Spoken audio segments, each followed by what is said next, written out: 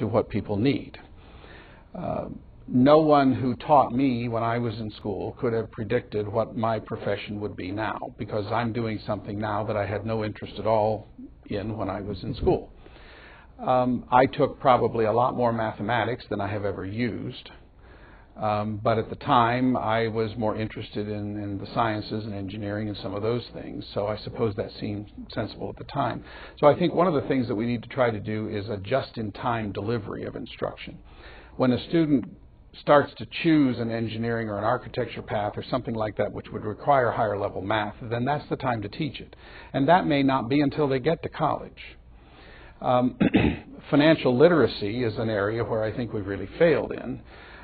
Witness the fact that we've got a financial crisis right now, which is partly brought on by the fact that the average American has made some poor decisions with how to handle their own money, how to choose mortgage loans, how to handle credit cards and all of those things.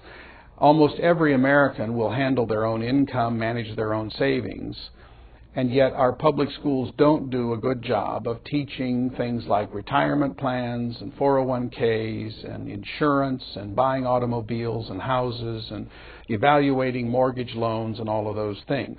So I think personally we need to do a much better job of teaching financial literacy. Mm-hmm. That makes sense in this day and age.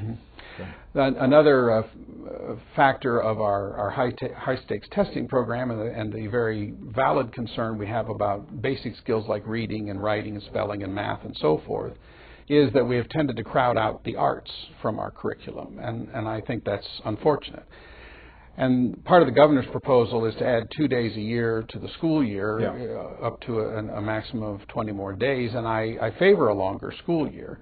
But I'm afraid that if we do it on a gradual basis like that, we'll end up with 20 more days of 42-minute periods. In other words, more of the same. Sure.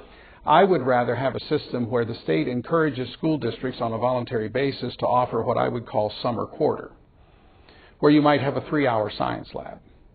Or you might offer a government class for 6 hours a day. Mm-hmm. So if a student reaches the end of his junior year and all he needs yet to graduate is a course in government, he might be able to go to school all day during the month of June and finish that. I see. So it would be more of a college-type scheduling plan. And we could offer courses in the arts and other subject areas, and in the sciences where we need longer lab periods during the summer if we did it that way. You know, actually, I think, correct me if I'm wrong, but you were a teacher. I was. Were you agriculture? I taught high school agriculture. Well, yes. And I was a teacher myself. I taught social studies. But I think we were both subject to the 3-month summer vacation, which, speaking for myself, I didn't mind at all. But but that was all driven by our country being an agrarian society. Yes, exactly. Kids went home, worked on the farm during growing season, and there might be some rural areas of Ohio where the school districts would elect not to take the state's offer to offer a summer quarter. But even in a rural area like the one where I live, which is Holmes County, there aren't a high percentage of students in schools who actually work on farms. Sure. So here again, change happens slowly sometimes, but it does happen, and the idea of extending our school year can offer some great opportunities. Yes. When you think about it, for those with an open mind. I think so. During the summertime, there's really very little for 3rd and 4th graders to do. Now, older students might have jobs and that sort of thing. But why should we allow our 3rd and 4th graders to basically lose a lot of what they learned in the previous school year? I certainly agree. When there isn't anything really occupying their time during the summer. Now, some kids go to camps and take swimming lessons and do those things. But again, each district could craft a summer quarter the way they wanted to. Maybe it would only be half a day. Mm-hmm. Maybe the afternoons would be off or the mornings would be off. Now, Rob, you mentioned, though, some districts might not opt for it. The extension of the school day, as the governor has proposed, if it were to become law, and we're not there yet, but if it were, wouldn't that be mandatory? Yes. So, I mean, that's my understanding. There wouldn't be any option. I mean, districts would have to offer school day. That's my understanding of the proposal as it stands now. But of course, it would phase in over a long period of time. And I understand why the governor proposed a phase-in like that. It gives the local districts a time to adjust. Sure. And it gives the state funding systems a time to adjust so that they don't have to come up with all this extra money all in one budget. I understand the rationale for it. I'm just disappointed because I think that, as I said, we'll end up with 20 more days of the same Sure. 9-month year. How big are we? I mean, It's big business. The budget is about $10 billion a year. There are 1.8 million public school students, K through 12, in Ohio, 614 different school districts. All the school buildings total about 3,500, all the different elementary buildings and middle schools and high schools together, about 3,500 school buildings. And many of those have been replaced thanks to the work of the Ohio School Facilities Commission. There are about 127,000 teachers in the state. So it's a very big enterprise, and it's quite important because it affects how a person's life goes. An educated person is better able to solve their own problems. Therefore, I think to educate a person is the best investment we can make, because we are enabling a person to manage their own life and take care of themselves and have less dependence on a government agency to fix their problems for them. Sure.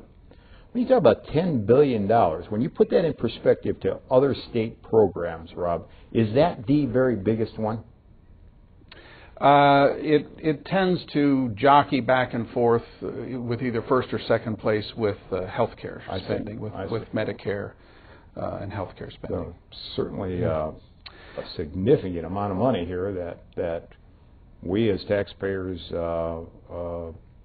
devote to education. Indeed. And let me make this point, if I may, that I said earlier we spend about $9,000 a year to educate students. Sure. I think the figures from the Department of Rehabilitations and Corrections show that we spend somewhere around $30,000 a year to pay for the cost of incarcerating someone. That's interesting. So wouldn't it be a better investment to do a good job with the $9,000? Sure. And not have to spend the $30,000 later? Yes. Because a great many of our inmate population have very low reading ability. They never learned trade skills that would make them employable. Sure. Now, there are some other factors too, but in a great many, and I'm familiar with that because I've been involved with the prison ministry at the Mansfield Correctional Institution, and in many cases, our school system failed with those lives, and so we're spending about triple to take care of them as adults. If we had done a better job of the money we spent when they were school children, good point, that might have been spared, plus all the pain and suffering of their lives. Certainly is a good point. Well, Rob, I'd like to thank you for being our guest on Law Talk today. This episode is linked to our website at www.CZ-CLEP.org. We call that CZ-CLEP. I am John Celebrezze, and on behalf of the Celebrezze Zanghi Community Legal Education Project, I thank you for tuning in to Law Talk.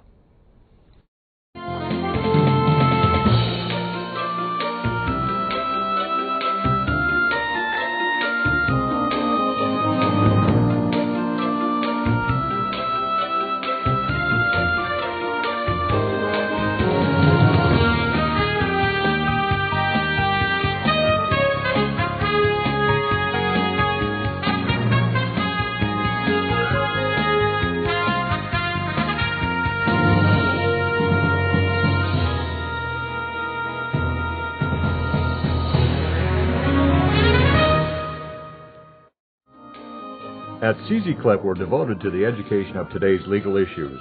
Fueled by the public's keen interest in our legal system and current events, CZ-CLEP is dedicated to the educational venues aimed at enhancing the understanding by all citizens. For a complete listing of dates and times for this telecast, tune in to WCTV Channel 15 or log on to wadsworthcity.com and follow the links to WCTV. I'm John Celebrezze. Please join me in getting a better understanding of the law.